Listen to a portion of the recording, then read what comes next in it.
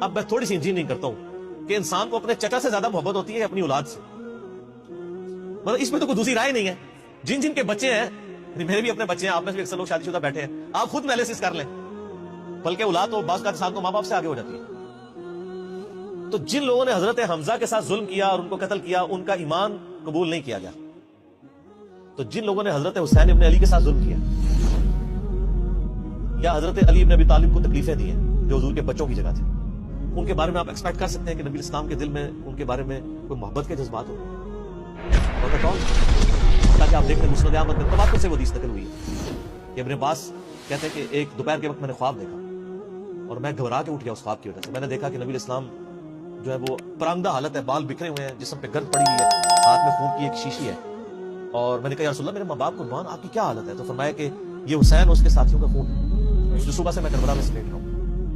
اور یعنی ایک اللہ کی طرف سے دکھایا گیا یہ تشبیہ, یعنی ایک لادہ سے ایک محکمہ خواب کے محکمہ بالکل الگ سے. آپ مجھے خواب میں آئے تو آپ کو نہیں پتا ہوگا کیا میرے خواب میں آئے, یہ اللہ تعالیٰ تمثیلاً دکھاتا ہے. اور نبی اسلام کو خواب میں دیکھ رہا ہے کون؟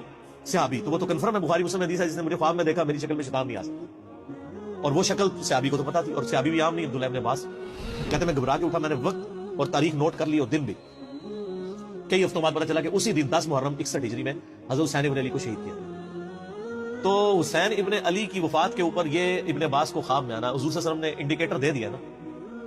اسی حدیث کو نقل کر کے اسماعیل دہلوی, جس کو دیوبند اور اہل حدیث جو اس وقت پریکٹیکلی یعنی ایک سمجھ لیں کہ یزید کے ٹھیکیدار بنے ہوئے ہیں اس کے دفاع کے اوپر, ان کے مشترکہ امام ہے اسماعیل دہلوی, شاہ ولی اللہ دہلوی کا پوتا. اس نے جو کتاب لکھی ہے نا تقویۃ الایمان, جس میں گستاخیاں بھی ہیں, وہ اس کتاب کے اندر ہم نے اس کا جے پی جی بھی لگایا تھا. اس میں اس نے لکھا ہے کہ اس حدیث سے پتہ چلا کہ نبی علیہ السلام وفات کے بعد بھی اللہ کی جنتوں میں حسین کے قتل کی وجہ سے غم زدہ ہے. اور اس نے بھی لکھا ہے یزید پلید لفظ لکھا. وہ اس پوری کتاب میں جہاں جہاں لفظ استعمال کرتے ہیں یزید پلید استعمال کرتے ہیں. تو بعد میں سعودیہ ایران ٹسل شروع ہوئی تو یہ یزید کی وکالت کرنی شروع کر دی. اہل حدیث تو خیر اس وقت ناصبیت اور یزیدیت کا جھنڈا اٹھائے ہوئے ہیں. دیوبند میں کم لوگ ہیں ایز کمپیئر ٹو اہل حدیث, اور بریلوی میں تو بہت ہی کم. تو یہ میں آپ کو صرف ایک کمپیریزن بتا رہا ہوں کہ انسان کو اپنی اولاد سے جو محبت ہوتی ہے وہ تو آپ سوچ نہیں سکتے. ترمذی میں اور مسند احمد حدیث ہے, نبی اسلام نے حضرت حسین کو اٹھایا ہوا ہے اور آپ فرماتے ہیں اللہ یہ میرے بیٹوں میں سے ایک بیٹا ہے, اللہ اس سے محبت کر, جو اس سے محبت کرے اس سے دشمنی رکھتے, اس سے دشمنی. ہم یہ پوچھتے ہیں کہ حسین سے دشمنی کس نے رکھی ہوئی ہے, ذرا پوائنٹ آؤٹ کریں نا. کیا یہ تھریٹیکل بات ہے؟ تھی نا دشمنی, آج تک ہے, اس زمانے میں بھی تھی. تو وہ ان لوگوں کو پھر ان کے ساتھ کیا معاملات ہوں. باقی واقعہ کربلا والا ریسرچ پیپر 5B پڑھ لیں تو آپ کو معاملات کلیئر ہو جائیں گے. تو یہ غل کے اوپر میں نے بات کی, اور اس کے اوپر بعض لوگوں جو ہے وہ اس حدیث کے اندر تحریف بھی بعض لوگوں نے کی ہے, بعض لوگوں نے جان بوجھ کے کی ہے, بعض لوگوں نے انجانے کے اندر کیا. یہ روایت المستدرک الحاکم میں بھی موجود ہے اور صحیح سند کے ساتھ, اور المصنف ابن ابی شیبہ کے اندر بھی موجود ہے کہ مولا علی علیہ السلام جو ہے وہ ان کے پاس حضرت طلحہ کا بیٹا آیا, عثمان ابن طلحہ. تو آپ اس کو جب ملتے ہوئے آپ نے نا سورہ حجر کی وہ آیت پڑھی کہ جو اہل ایمان کے دلوں میں ایک دوسرے کے بارے میں غل آ جائے گا نا, قیامت والے دن اللہ تعالیٰ ان کے دل سے وہ غل دور کر دے گا. پھر وہ جنت میں آمنے سامنے بیٹھے ہوئے ہوں گے تختوں کے اوپر, ٹیک لگائے ہوئے تکیوں کے اوپر.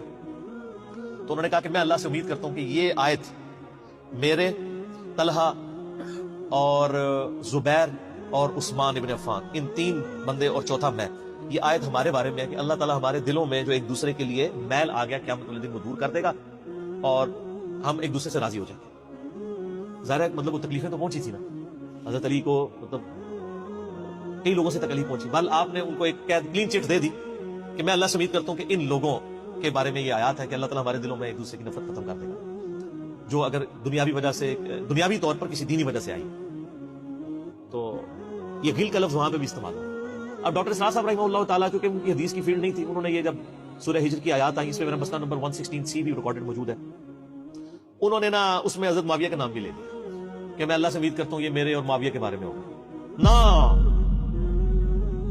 وہ نام لیا ہی نہیں ہے, آپ خود سے نہ داخل کریں. حضرت معاویہ کو حضرت علی نے نہیں معاف کیا, پوری زندگی معاف نہیں کیا, کیونکہ ان کی وجہ سے خلافت کا نظام ٹوٹا. حضرت طلحہ تو میدان جنگ سے چھوڑ کے چلے گئے تھے. جب عمار ابن یاسر کو دیکھا کہ وہ سامنے ہے تو انہوں نے کہا عمار کو تو باقی جماعت قتل کرے گی, وہ چھوڑ کے چلے گئے. تو مروان نے ان کے گھٹنے میں تیر مارا, مستدل علاقے میں آتا ہے, وہ شہید ہو گئے.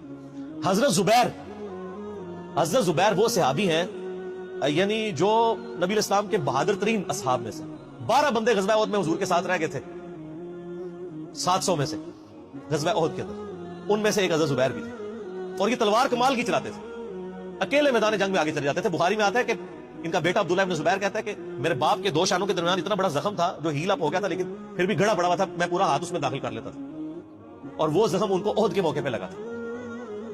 ٹھیک ہے، اور پھر جنگ، اسی حدیث میں بخاری کے آتا ہے کہ جنگ یرموک کے موقع پر لوگ یعنی لیڈر کے اوپر چل رہے ہوتے ہیں، تو حضرت زبیر بھی ایک اسکواڈ کو لیڈ کر رہے تھے، تو لوگوں نے کہا حضرت آپ آگے جائیں، انہوں نے کہا جب میں آگے جاؤں گا تو میرے ساتھ کوئی نہیں آگے جا سکتا۔ وہ اکیلے گھوڑے کو انہوں نے جو ہے وہ ایڑی لگائی اور رومن امپائر کی یعنی فوج کے اندر گھس گئے، اور کوئی بھی ان سے لڑنے کے لیے تیار نہیں ہوتا تھا، اتنی بہادری تھی ان کے اندر۔ لیکن جنگ جمل میں حضرت علی کے مقابلے پہ آ گئے۔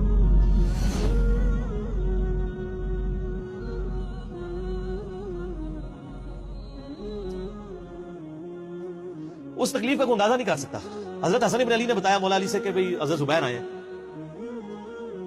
تو حضرت علی نے کہا کہ رکو میں خود چلتا ہوں۔ گئے، کہا زبیر یاد ہے وہ دن جب نبی تم مجھ سے بڑا پیار کر رہے تھے؟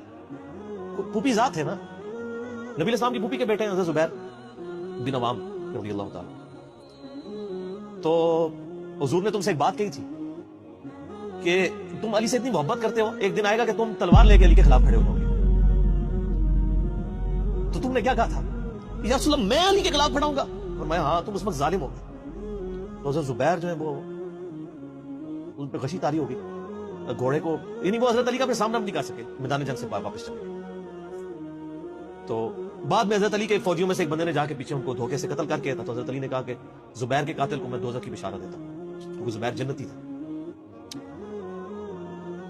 تو وہ شخص پھر حضرت علی سے ناراض ہو گیا کہ ہم نے ان کا، میں نے تجھے حکم دیا تھا، جب میں نے ان کو جانے دیا تو نے یہ کام کیوں کیا؟ تو وہ پھر خارجی ہو گیا۔ اور یعنی یہ وہ محبت تھی، وہ جہاں محبت تھی وہ نظر آتی تھی۔ حضرت علی جو ہیں وہ یعنی کوفے میں شہر سے باہر آپ کو پتہ ہے کنویں ہوا کرتے تھے، اکیلے جا کے کنویں پہ بیٹھ کے رویا کرتے تھے کہ اللہ اس امت کے ساتھ کیا ہو گیا۔